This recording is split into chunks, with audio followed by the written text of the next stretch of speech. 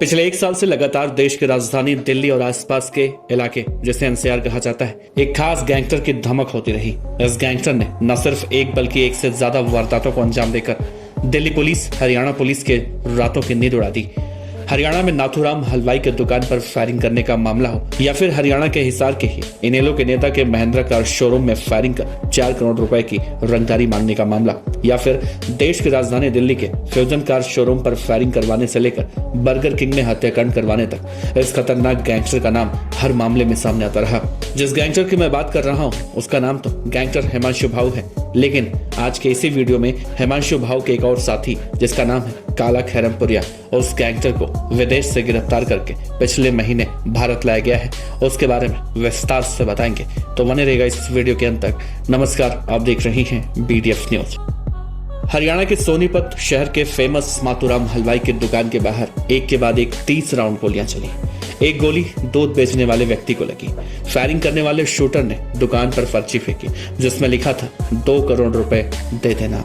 इस पर्ची में हरियाणा के गैंगस्टर हिमांशु भाऊ के साथ काला खैरमपुरिया के नाम का जिक्र था। यही वो दिन था जब काला खैरमपुरिया का नाम अपराध की दुनिया में लाइमलाइट में आया।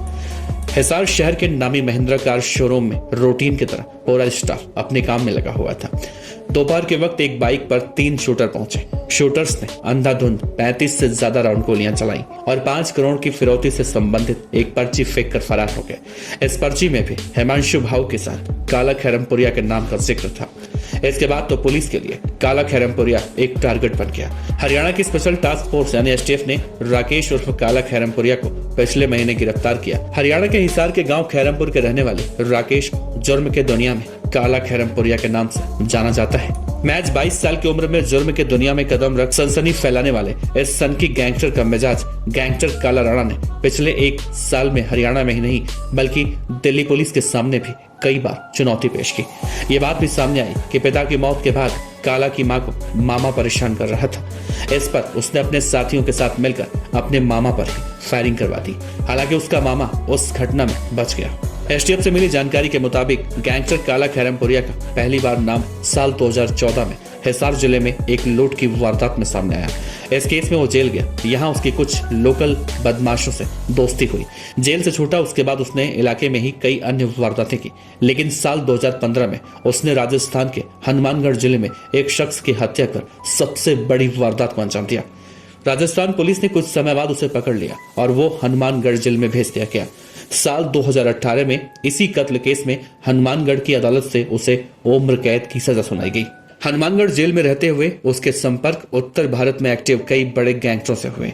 सजा के 2 साल बाद उसने 2020 में कोर्ट से पैरोल लिया, लेकिन काला खैरमपुरिया वापस जेल जाने के बजाय फरार हो गया। इसके बाद तो उसने ऐसा आतंक मचाया कि टारगेट किलिंग, हत्या की कोशिश, लूट, फिरौती, रंगदारी जैसे 14 वारदातों को या तो खुद अंजाम दिया या फिर विदेश में बैठकर अपने गुर्गों के जरिए अंजाम दिलवाया।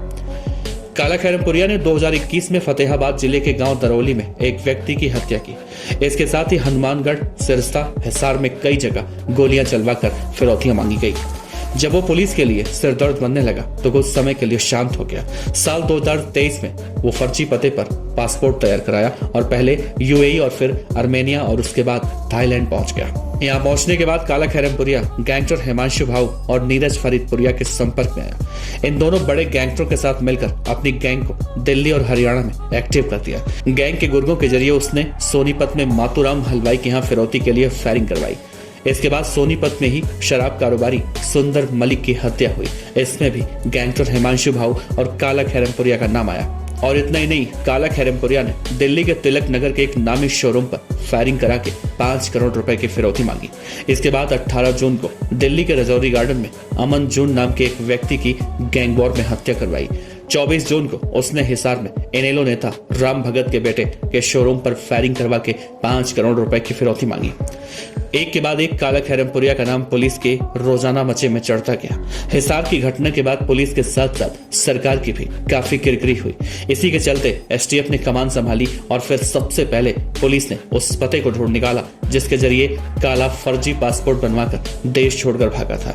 पुलिस ने उस पते के आधार पर काला की ट्रैवलिंग रूट की हिस्ट्री खंगाली और फिर उसका पुख्ता ठिकाना पता लगने के बाद पासपोर्ट रद्द करवाकर उसे गिरफ्तार कर लिया। फिलहाल गैंगस्टर काला खैरमपुरिया अभी हरियाणा की एक जेल में बंद है।